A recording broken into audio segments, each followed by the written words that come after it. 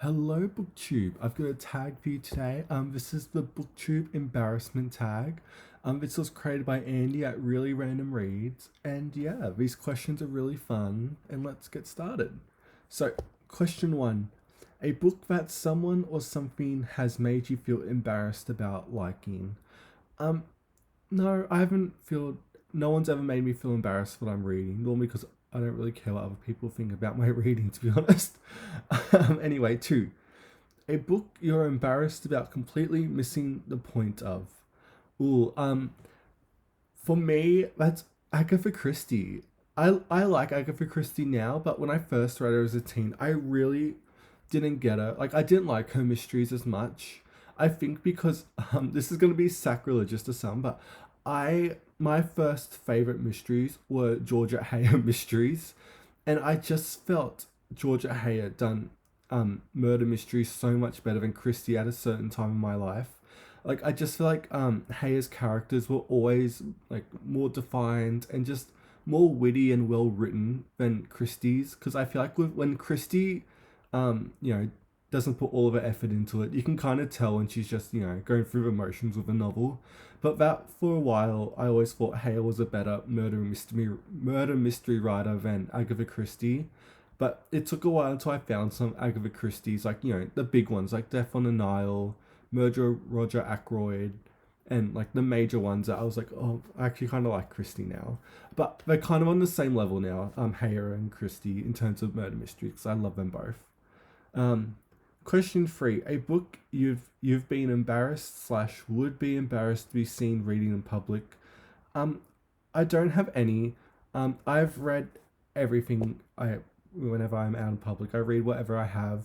I've read Tessa Dare out in public. I've pulled out War and Peace on buses. I've done it all, and I don't feel embarrassed at all. Maybe if it was like the rise and fall of the Third Reich and I had this symbol on it, maybe I wouldn't pull that out in public or take off the dust jacket or something. But I don't really get embarrassed about what I read in public. Okay, next question: a book you'd be embarrassed or hesitated to, oh sorry, a book you'd embarrassed or hesitate to buy in person. None. I've like even when I had done my last book haul, I went and brought some bodice rippers and candy those over to like some old man who only like he was talking about how he only likes history and like non-fiction and all that, like one of those, and me just pulling out the Connie Mason and just making eye contact with him was amazing. But no, I don't feel any shame about what I'm gonna buy because I'm buying it. What's next? Question five: a book you've been embarrassed not to like. None.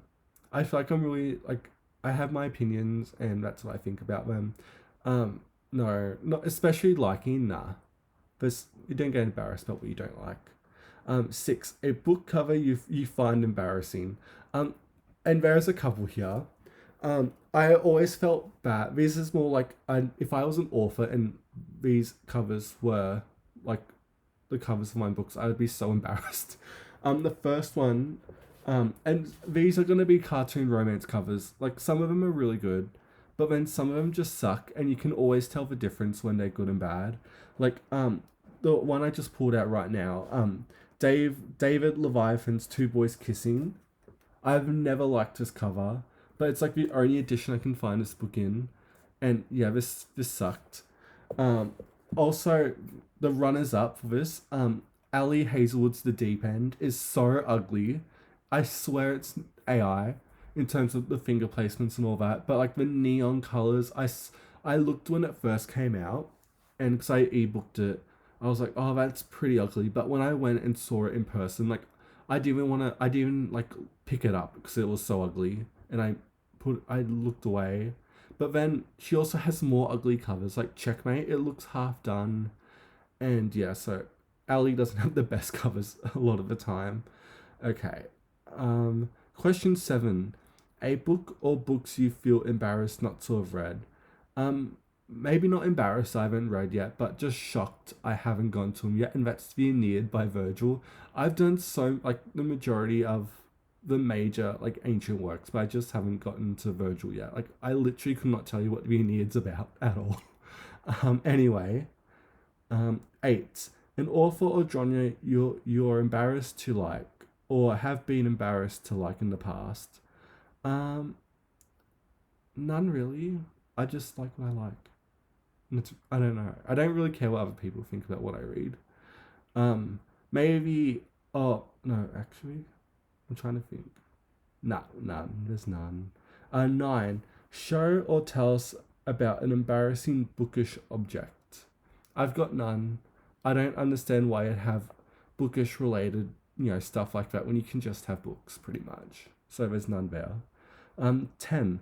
What words, sounds, or phrases do you feel embarrassed about overusing on Booktube or in real life? That's a good one.